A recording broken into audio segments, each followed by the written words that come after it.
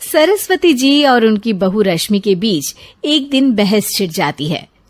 आखिर किसका काम ज्यादा आसान है, बहू का या सास का? माँ जी, सास को काम ही क्या है, आपके सारे काम उंगलियों पे तो हो जाते हैं। कुछ भी। हाँ, हिसाब तो उंगलियों पे ही हो जाता है ना। अरे बेटा, ऐसा सिर्फ अभी लगता है।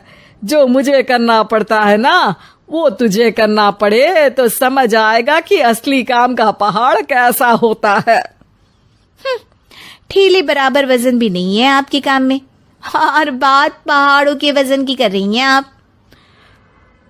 तू ऐसा करती ही क्या है घर में बेटा, ये तो बता मुझे। मैं थोड़ी ना कुछ करती हूँ, सब जादू से हो रहा है इस घर में।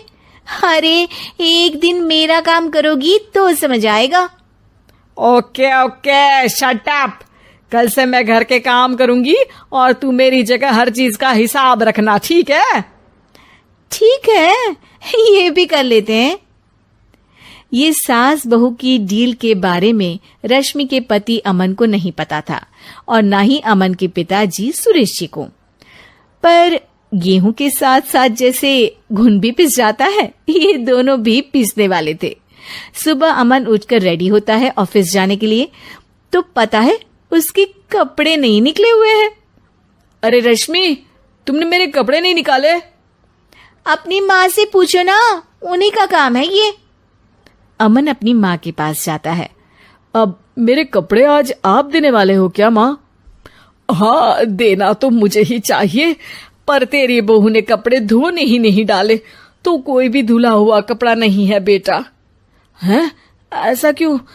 कपड़े तो धोने आप ही देते हो ना माँ? अरे बहू ने तुझे बताया नहीं, अब हम अदल बदल गए हैं। मैं अब बहू और तेरी बीवी सास। अमन परेशान हो गया। वो बिना इस्त्री के कपड़े पहनकर ऑफिस चला गया। सरस्वती जी अपने घुटने के दर्द के कारण झुककर घर साफ नहीं कर पा रही थी और ना ही खाना बनाना याद रख पाई। उधर रश्मि पहले ही दिन घर की चाबी घुमा चुकी थी और 300 रुपए का हिसाब अलग नहीं मिल रहा था। पर दोनों का ही घमंड कैलाश पर्वत से भी बड़ा था और दोनों ही खेमे एक दूसरे की बात मानने को बिल्कुल तैयार नहीं थे। शाम को जब सुरेश जी और अमन खाना खाने बैठते हैं तो सरस्वती जी उनके सामने गाजर और पपीते लाकर रख देती हैं। अरे माँ, ये क्या है? ख्याली पुलाव के साथ सलाद। माँ जी खाना बनाना भूल गई लगता है। अरे एक एक चमन्नी का हिसाब है मेरे पास, खाना बनाना कैसे भूल जाऊंगी? ये तो मैंने पढ़ा था कि फल फ्रूट खाने से सेहत अच्छी रहती है, इसीलिए ये ले, एक फल खा ले।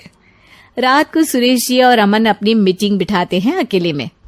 बाबूजी, इनकी लड़ाई के कारण ना हमें ठीक से खाना मिल रहा है, उल्टा घर के सारे काम रुक गए हैं। हाँ बेटा, 2 भैंसों की लड़ाई में बेचारे खेत के पौधों का भी नुकसान हो रहा है। पर पापा, क्या बताऊं आपको, मैंने माँ को इस महीने की 2 तारीख को बिजली के बिल के पैसे दिए थे। आज बिल भरने के लिए मांगने गया तो पता चला कि रश्मि उन पैसों से गैस सिलेंडर ले आई। अच्छा, तो सिलेंडर के पैसों का क्या हुआ?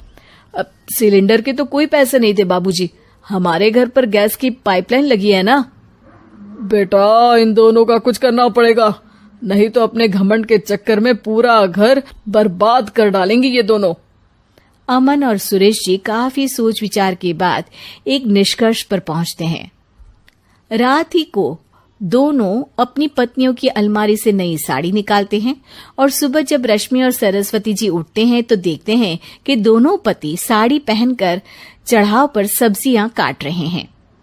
अरे ये सब क्या हो रहा है? क्या हो रहा है मतलब? आप दोनों अदल बदल हो सकते हो तो हम क्यों नहीं? अरे क्या मतलब? नहीं नहीं, मेरी भी बचपन से किसी की बहू बनने की इच्छा थी, तो आज से सरस्वती तुम बड़ी बहू, मैं मिडल बहू और अमन छोटी बहू। अरे लेकिन सब घर पर बैठ जाएंगे तो कमाएगा कौन? ये घर कैसे चलेगा? अब वो तो भैया या बाकी लोग जाने, अब हमने भी अदल बदल कर ही लिया है तो कुछ नहीं हो सकता। रश्मि और सरस्वती जी को समझ में आ जाता है कि उन दोनों की आपस की डील की वजह से इन दोनों को बहुत तकलीफ हो रही है और उनके ईगो ने दूसरों को कितनी यातनाएं दी है। अब असल में माँ जी आप सही थी, सास बनना बहुत मुश्किल है। अरे हाँ बेटा, और तू भी, मुझसे तो नहीं हो पाया सब घर के काम, वापस बदल ले क्या?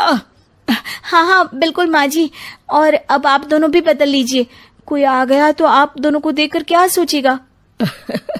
अच्छा है, आप दोनों के समझ में ये बात तो आई, मैं फटाक से कपड़े बदल लेता हूँ।